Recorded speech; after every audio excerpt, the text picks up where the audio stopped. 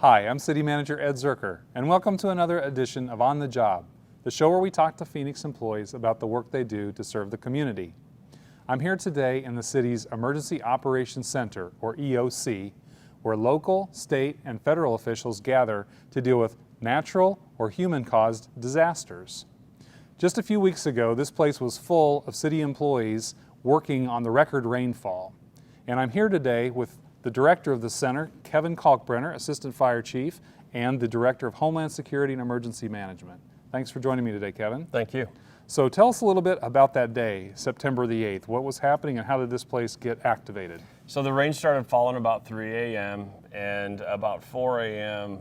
the information that we were getting was the whole region, all of Maricopa County, was blanketed, and that the rain was going to continue to fall. It was the remnants of Hurricane Norbert, and we were going to get a lot of water over a long period of time. And so recognizing that and recognizing that all of our resources were going to be tapped, we wanted to gather in the EOC. We gather in the EOC to create a common workspace. And when you say we, who's the we that gathers? This is fire, police, streets, parks, public works. So all city operations. All city operations. Even things people might not think about, like finance and budget and those things. Exactly. Law. Exactly. Okay. Exactly. So the initial response was to start to manage the event. It became very apparent early that we had the potential to be overwhelmed, and that's of course when you and the mayor came in early in the morning, and after discussion the mayor had decided to go ahead and declare a state of emergency, which allowed much more decision-making ability, real-time decision-making ability, and as it turned out, we got ahead of that storm early. We were ahead of it. What I mean is we had our people deployed.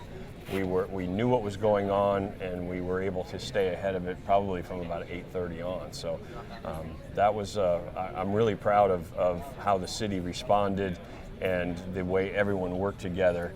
And it was a very positive experience where it could have been a lot worse. Yeah, this was an amazing place when that was going on. Now, we talked about the city folks, but who else do you engage in this? What other levels of government do you have to work with in a situation like that? So every EOC in the region, other cities, the county EOC, the state EOC, we connect up. We use a lot of technology, but we have standard ways of communicating so that we have a coordinated effort, the ability to get more resources, the ability to share resources, those kinds of things.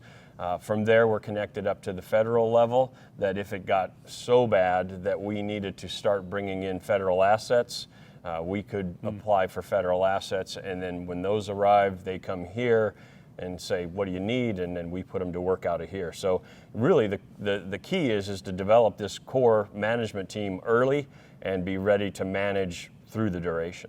So this place is quiet today, and it's quiet on most days. So it's not every day that you're running an EOC. On the days when we're not doing that, which is the majority, what's the job of the Director of Homeland Security and Emergency Management? So the role, the emergency management cycle is preparedness, response, mitigation, recovery, and it's a cycle. And the more time we spend in preparedness, hopefully the less time we spend in response, mitigation, and recovery. So right now, a lot of the after-action efforts after September 8th, there's been tremendous amounts of information that we've gotten from departments on what were best practices, what would they like to see us improve on, some recommendations for equipment and things like that. And so we're engaged in those conversations right now and looking towards the next one, as well as looking at some of the trouble spots that gave us some trouble during that flood, and looking for long-term solutions as well, so that we don't keep repeating the same issue. But some things don't get fixed overnight. So we'll manage kind of a three-tier approach. Short term is being ready for those emergencies, and long term is trying to eliminate that in the future. Now you've also done other emergencies besides the flood emergency and some national emergencies as well, right? Tell us a little bit about your history in the whole world of emergency response. So I started out in the urban search and rescue program. I've responded to the World Trade Center, Katrina, Hurricane Rita, those types of events. I also represent an incident response team on a national level. So I've gone to major forest fires, but I haven't really worked on the forest fire side. The thing that I work on is getting government agencies to work together and which is probably the bigger job, right? To respond to the emergency, to recreate infrastructure, to deal with how that emergency is affecting them. So I think it prepared me pretty well for this job of what I'm doing now, because I have seen some unbelievably great examples of what you do, such as the World Trade Center, and then I've seen some things that were definitely what you don't want to do, such as New Orleans. So those are the kinds of frames of reference that I have as I begin to try to shape what Phoenix emergency management in response looks like. And you're detailed to this job as an assistant fire chief, which I understand is a little unusual in the national world of emergency management. It's often either a police officer or a firefighter who does this. Tell us a little bit about your background in the fire service before you came to this. So I started out on a fire truck and worked my way up.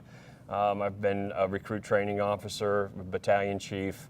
Eventually I was promoted to assistant chief, and I was the chief of operations, which is all the men and women who operate on the fire truck and an ambulance and a ladder truck every day. So the response component of that cycle you told us about, of preparedness, response, recovery, you really focused on the response side as an assistant fire chief? Correct. But I also had the Homeland Defense Bureau, which I co-managed with my police counterpart, my police assistant chief counterpart, and that also helped to give me a background for the Homeland Security side of this job as well. When you think about the difference between what you do now with an EOC or responding to a fire, what are some of the biggest differences or similarities there?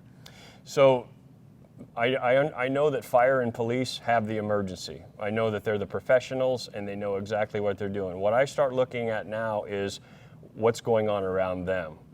How are we interfacing as a city with them? How are we supporting them? What things do we need to anticipate after they get done stabilizing the emergency? So I don't look at the operation as much anymore. They have that. They're the professionals, and I have a tremendous amount of confidence in them. What they're looking to me and the rest of the city is to, be ready to continue this effort or support their efforts however necessary. Well, I think everyone would agree that this monsoon event showed that our preparation paid off. It's good to hear that we're learning lessons from it as we're continuing the cycle around to preparedness for the next one and in the recovery. So thank you for sharing that with us today. Really appreciate your time. Thanks, Ed. I want to thank all our first responders and all our city employees who volunteered in the recovery efforts at our recovery information centers. For On the Job, I'm City Manager Ed Zuercher.